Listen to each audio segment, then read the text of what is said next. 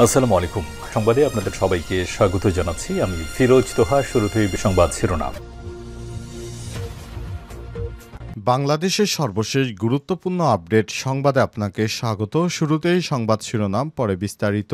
প্রথমেই জানাবো, আমাদের সমাজে ভদ্রলোকেরা ঘটনাগুলো ঘটিয়েছে বললেন প্রধান উপদেষ্টা। প্রধান উপদেষ্টা প্রফেসর ডক্টর মোহাম্মদ ইউনূস বলেছেন, গুম সংক্রান্ত প্রতিবেদন ওয়েবসাইট ও বই আকারে প্রকাশের ব্যবস্থা করতে হবে। এটি ঘিরে শুধু বাংলাদেশ নয়, বরং বৈশ্বিকভাবেও আগ্রহ রয়েছে। প্রধান উপদেষ্টার কাছে গুম সংক্রান্ত তদন্ত কমিশন দ্বিতীয় ইন্টিরিম রিপোর্ট জমা দেওয়ার পর প্রধান উপদেষ্টা এই কথা বলেছেন। তিনি বলেন, কি ভয়াবহ একটি ঘটনা। আমাদের সমাজে যারা পড়াশোনা জানে ভদ্রলোক, তারাই আত্মীয় পরিজন পরিচয় দিয়ে এই ঘটনাগুলো ঘটিয়েছে। আপনারা যা যা কিছু পেয়েছেন তার ভিত্তিতে একটি হরর মিউজিয়াম হওয়া উচিত। গা শিউরে ওঠার মতো ঘটনা। এই ধরনের বন্দিশালা কেমন হয়? 3 ফিট বাই 3 ফিট ধুপড়ির মধ্যে দিনের পর দিন, মাসের পর মাস, বছরের পর বছর আটকে থাকার যে নির্মমতা, নিষ্ঠুরতার চিত্র মানুষের কাছে তুলে ধরা উচিত। তিনি বলেছেন, আমাদের দেশের পড়াশোনা জানা শিক্ষিত মানুষই এই ভয়াবহ আয়নাঘর তৈরি করেছিল। তারা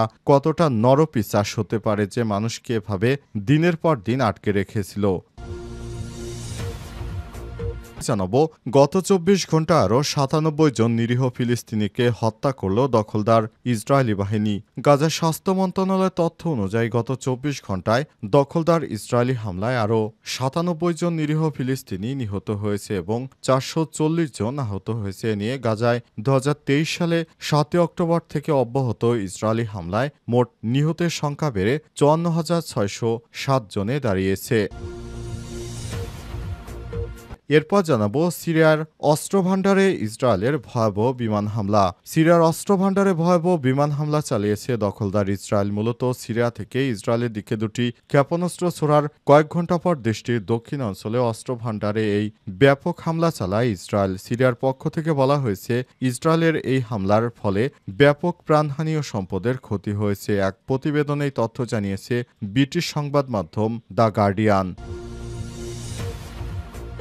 এবারে জানাবো, গ্রেটা থুনবার্গের গাজামুখী জাহাজে অভিযান চালানোর হুমকি দখলদার ইসরায়েলি বাহিনীর। ইসরায়েলের দীর্ঘমেয়াদী অবরোধ ও গাজায় চলমান মানবিক সংকটের প্রতিবাদে শান্তিপূর্ণ কর্মসূচি হিসেবে নৌপথে যাত্রা করেছে জলবায়ু আন্দোলনের আন্তর্জাতিক মুখ গ্রেটা থুনবার্গ। ইতালির একটি বন্দর থেকে ম্যাডলিন নামের একটি পালতোলা নৌকায় রোববার রওনা দেন তিনি। আরও 12 জন কর্মী। তাদের লক্ষ্য অবরুদ্ধ গাজা উপত্যকায় কিভাবে সাহায্য পাঠানো যায় সেগুলো নিশ্চিত করা। জানাবো, ভারতের স্বাস্থ্য খাতে এক নীরব মহামারী চলছে।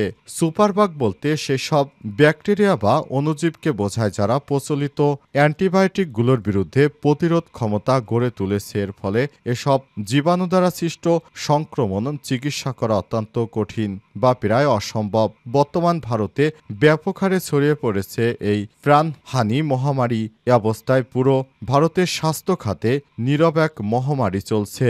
প্রিয় দর্শক, এতক্ষণ শুনছিলেন সংবাদ শিরোনাম, এবারে বিস্তারিত।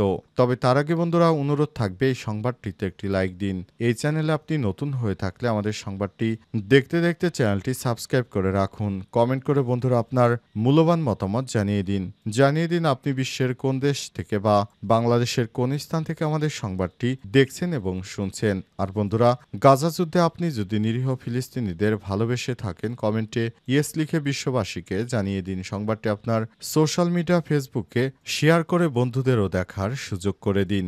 এবারে বিস্তারিত।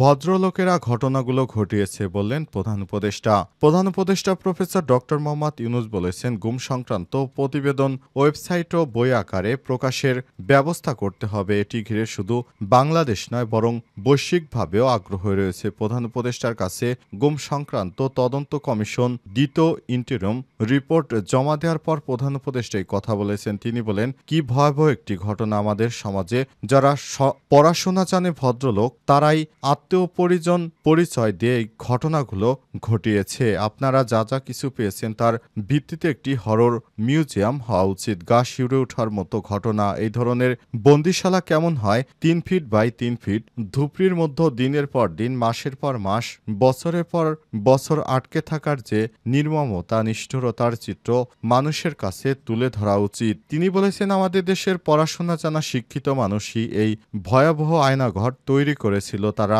কতটা নরপিশাচ হতে পারে যে মানুষকে এভাবে দিনের পর দিন আটকে রেখেছিল। আজ রাষ্ট্রীয় অতিথি ভবন যমুনায় কমিশন প্রধান বিচারপতি মইনুল ইসলাম চৌধুরীর নেতৃত্বে কমিশনের সদস্যরা প্রধান উপদেষ্টার কাছে প্রতিবেদন জমা দেয়। সদস্যদের মধ্যে নূর খান, সাজ্জাদ হোসেন, নাবিলা ইদ্রিস উপস্থিত ছিলেন। এ সময় অন্যান্যদের মধ্যে উপস্থিত ছিলেন উপদেষ্টা আদিলুর রহমান খান, জাতীয় নিরাপত্তা উপদেষ্টা খলিলুর রহমান ও প্রধান উপদেষ্টার মুখ্য সচিব সিরাজ উদ্দিন মিয়া। এ সময় তিনি কমিশনের সদস্যদের কাছে প্রতিবেদনের আশু করণীয়গুলো চিহ্নিত করে কোনটি কোন মন্ত্রণালয়ের আওতায় পড়ছে তা সুনির্দিষ্ট করে দেওয়ার নির্দেশনা দেন, যাতে করে সরকার স্বল্প সময়ের মধ্যে কাজগুলো শুরু করতে পারে। একজন কমিশন সদস্য প্রধান উপদেষ্টাকে বলেন, ঘটনাগুলো এতটাই ভয়াবহ যে জড়িত অনেক কর্মকর্তা অন্যান্যরাও অনুশোচনায় ভোগেন। তারা আমাদের সঙ্গে যোগাযোগ করেন।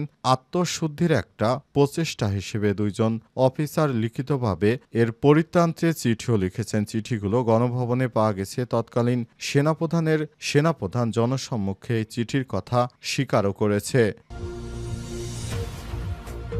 গত 24 ঘন্টা আরও 97 জন ফিলিস্তিনিকে হত্যা।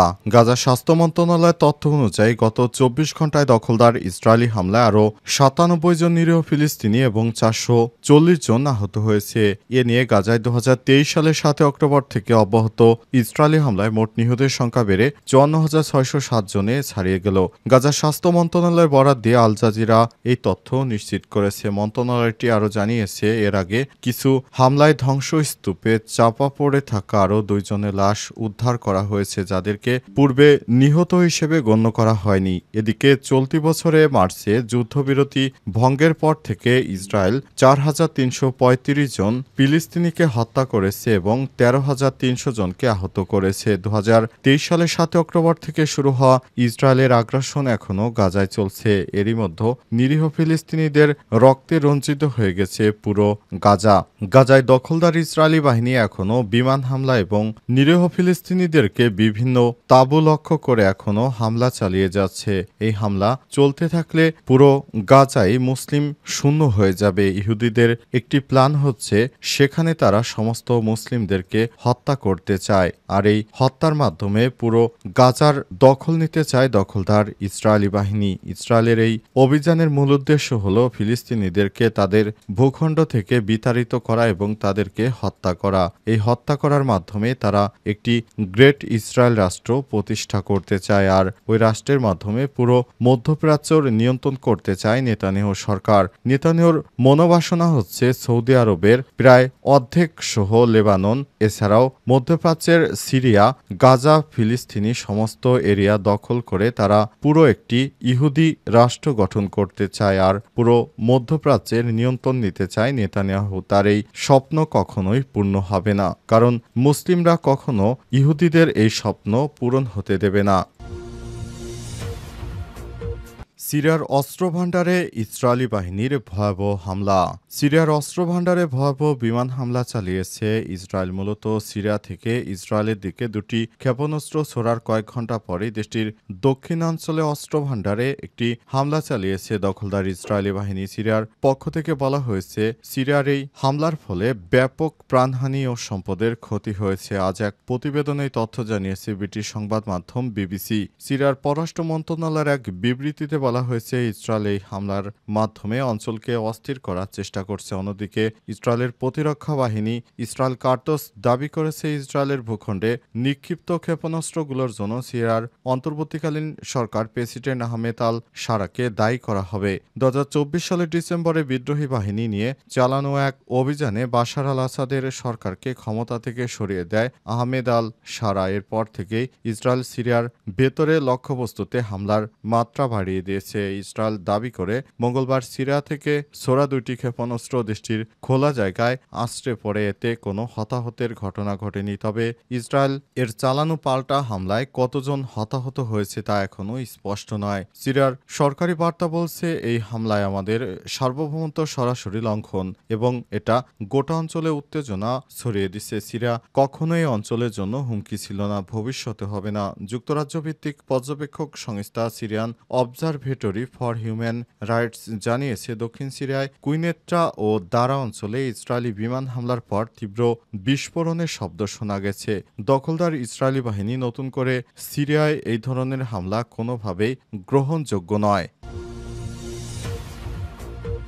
গ্রেটা থুনবার্গের গাজামুখী জাহাজে অভিযান চালানোর হুমকি ইসরায়েলের। ইসরায়েলের দীর্ঘমেয়াদী অবরোধ এবং গাজায় চলমান মানবিক সংকটের প্রতিবাদে শান্তিপূর্ণ কর্মসূচি হিসেবে নৌপথে যাত্রা করেছে জলবায়ু আন্দোলনের আন্তর্জাতিক মুখ গ্রেটা থুনবার্গ। ইতালির একটি বন্দর থেকে ম্যাডলিন নামের একটি পালতোলা নৌকা রোববার রওনা দেন তিনি।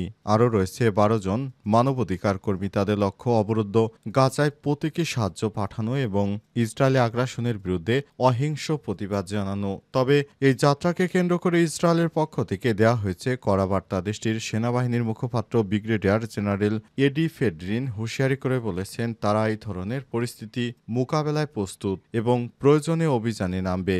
যদিও তিনি বিস্তারিত কিছু বলেননি, তার মন্তব্য 2010 সালে ফ্রিডম ফ্লোটিলা অভিযানের কথা মনে করিয়ে দিয়ে তিনি তুরস্কের একটি সহায়তাকারী জাহাজে অভিযান চালিয়ে 9 জনকে হত্যা করেছিল ইসরায়েলি বাহিনী। গেটারেই অভিযান পরিচালিত হচ্ছে ফ্রিডম ফ্লোটিলা কোয়ালিশন এর উদ্যোগে। সংগঠনটি এই যাত্রাকে বর্ণনা করেছে এক ধরনের অহিংস প্রতিবাদ এবং সরাসরি মানবিক সহায়তার পদক্ষেপ হিসেবে। যাত্রাপথে তাদের সঙ্গে রয়েছে খাদ্য সামগ্রী। তারা নিরীহ ফিলিস্তিনিদের পক্ষে দাঁড়াবে এবং গোটা বিশ্বকে দেখাবে ইসরায়েল কিভাবে নিরীহ ফিলিস্তিনিদেরকে হত্যা করছে।